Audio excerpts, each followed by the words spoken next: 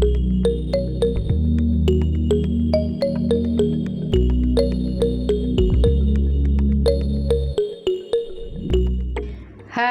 Welcome to my channel. എല്ലാവരും സുഖമായിട്ടും സന്തോഷമായിട്ടും ഇരിക്കുകയാണെന്ന് ഞാൻ വിശ്വസിക്കുന്നു. ഇന്നൊരു കോവയ്ക്ക കറിയാണ് തയ്യാറാക്കാൻ പോകുന്നത്. ഇത് തേങ്ങ അരയ്ക്കാതെ വളരെ പെട്ടെന്ന് ഈസിയായിട്ട് നമുക്ക് തയ്യാറാക്കി എടുക്കാൻ പറ്റും.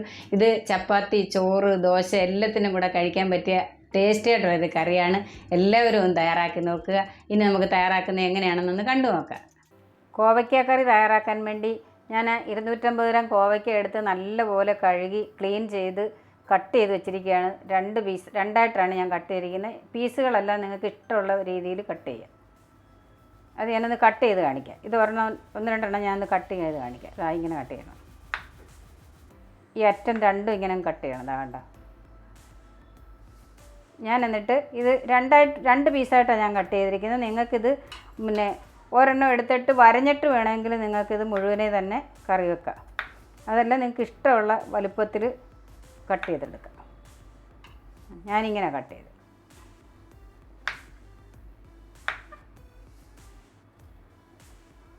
പിന്നെ ഒരെണ്ണം ഞാൻ കാണിക്കുക എങ്ങനെ വരഞ്ഞെടുക്കുന്നതെന്ന്.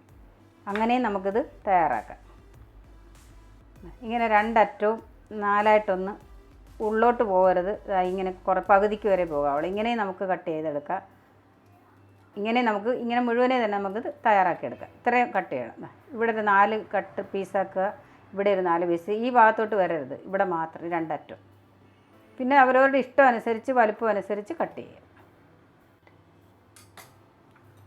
ഇതിങ്ങനെ കളയാതെ ഇത് കണ്ട, ഇതിൻ്റെ രണ്ടറ്റം കട്ട് ചെയ്തത് ഇതും കളയാം. 250 ഗ്രാം കോവയ്ക്ക നമ്മൾ കഴുകി ക്ലീൻ ചെയ്ത് കട്ട് ചെയ്ത് വെച്ചിട്ടുണ്ട്. ഇനി നമുക്ക് തയ്യാറാക്കാം. ഒരു കടായി വെച്ച് ഗ്യാസ് കത്തിച്ചിട്ടുണ്ട്. അതിലേക്ക് നമുക്ക് 2 ടേബിൾ സ്പൂൺ വെളിച്ചെണ്ണയാണ് ഞാൻ എടുത്ത് ഒഴിച്ചു കൊടുക്കുന്നത്. നിങ്ങൾ ഏതെങ്കിലും വെജിറ്റബിൾ ഓയിൽ എടുക്കുക. എണ്ണ ചൂടായിട്ടുണ്ട്. നമുക്ക് ഈ കോവയ്ക്ക ഇതിലേക്ക് ഇട്ട് കൊടുക്കാം. അതിലേക്ക് 1/4 ടീസ്പൂൺ മഞ്ഞൾപ്പൊടി ചേർത്ത് കൊടുക്കാം. 1/4 ടീസ്പൂൺ ഉപ്പ് ചേർത്ത് കൊടുക്കാം. ഇനി ഒന്ന് ഇളക്കി വഴറ്റിയെടുക്കാം. മീഡിയം ഫ്ലെയിമിലിട്ടൊന്ന് വഴറ്റിയെടുക്കണം. പകുതി വേവിച്ചെടുക്കണം. പകുതി ഒന്ന് വാടി വരണം. ഈ കോവയ്ക്കയുടെ ഒരു ഗുണം ഞാൻ പറയാം. ഇത് ഷുഗർ പേഷ്യൻറ്റിന് നല്ലൊരു ഔഷധമാണ്. ഇൻസുലിന് പകരം ഉപയോഗിക്കാൻ പറ്റുന്ന ഒരു സാധനമാണ് നമ്മുടെ ഈ കോവയ്ക്ക. ഇത് സ്ഥിരമായിട്ട് കഴിച്ചാൽ ഷുഗർ കംപ്ലീറ്റ് മാറുമെന്നാണ് പറയുന്നത്. കോവയ്ക്ക വാടി വന്നിട്ടുണ്ട്, പകുതി വെന്തിട്ടുണ്ട്. ഇനി നമുക്കിഞ്ഞ് കോരാം. ഇങ്ങനെ നല്ലപോലെ ഒന്ന് പകുതി വഴറ്റി ഇഞ്ഞ് കോരണം.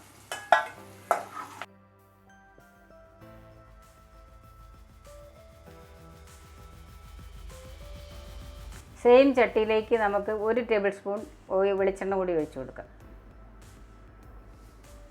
1/2 ടീസ്പൂൺ കടുക് ചേർത്ത് കൊടുക്കാം. 1/2 ടീസ്പൂൺ ചെറിയ ജീരകം ചേർത്ത് കൊടുക്കാം. കടുകും ജീരകവും പൊട്ടിയിട്ടുണ്ട്. അതിലേക്ക് 2 മീഡിയം സൈസ് സവാള ചെറുതായി കട്ട് ചെയ്തത് ചേർത്ത് കൊടുക്കാം. ഇനി ഒന്ന് വഴറ്റി കൊടുക്കാം.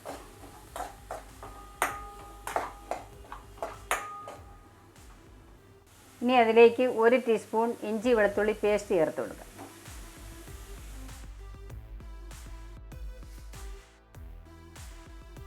ഒരു തണ്ട് കറിവേപ്പില ചേർത്ത് കൊടുക്കാം. നല്ലപോലെ ഒന്ന് വഴറ്റി കൊടുക്കണം. ഒന്ന് ലൈറ്റ് ബ്രൗൺ നിറമാകുന്നവരെ ഒന്ന് വഴറ്റി കൊടുക്കണം. 2 ടീസ്പൂൺ കാശ്മീരി ചില്ലി പൗഡറാണ് ചേർത്ത് കൊടുക്കുന്നത്. എരിവ് കുറഞ്ഞ മുളക് പൊടിയാണ് ഞാൻ ചേർത്ത് കൊടുക്കുന്നത്.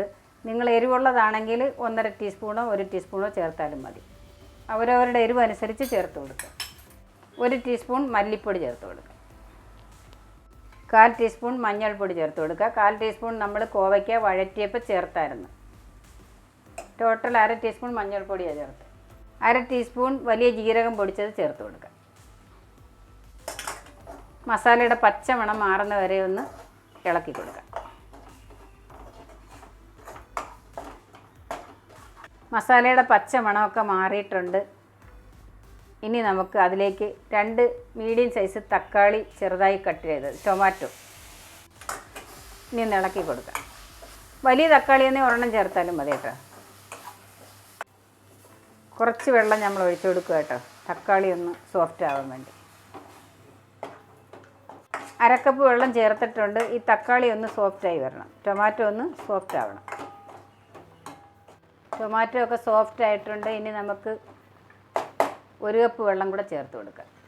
1.5 കപ്പ് വെള്ളമാണ് നമ്മൾ ചേർത്തത്. 1/2 കപ്പ് ഒഴിച്ചാണ് ടൊമാറ്റോ സോഫ്റ്റാക്കി എടുത്തത്. ഇനി ഒന്ന് തിളയ്ക്കട്ടെ.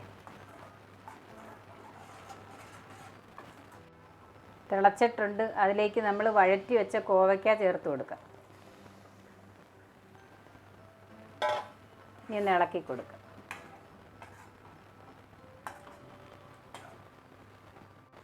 കോവയ്ക്ക വഴറ്റിയപ്പോൾ നമ്മൾ 1/4 ടീസ്പൂൺ ഉപ്പ് ചേർത്ത് കൊടുത്ത്. ഇനി 1 ടീസ്പൂൺ ഉപ്പ് ചേർക്കുകയാണ്. ഉപ്പ് ടേസ്റ്റ് നോക്കിയതിന് ശേഷം ചേർത്ത് കൊടുക്കുക. ഇനി 1/2 ടീസ്പൂൺ ഗരം മസാല ചേർത്ത് കൊടുക്കുക. അവസാനം ഗരം മസാലകൾ ചേർക്കാവുള്ളൂ, അതിൻ്റെ മണം അങ്ങ് പോകും.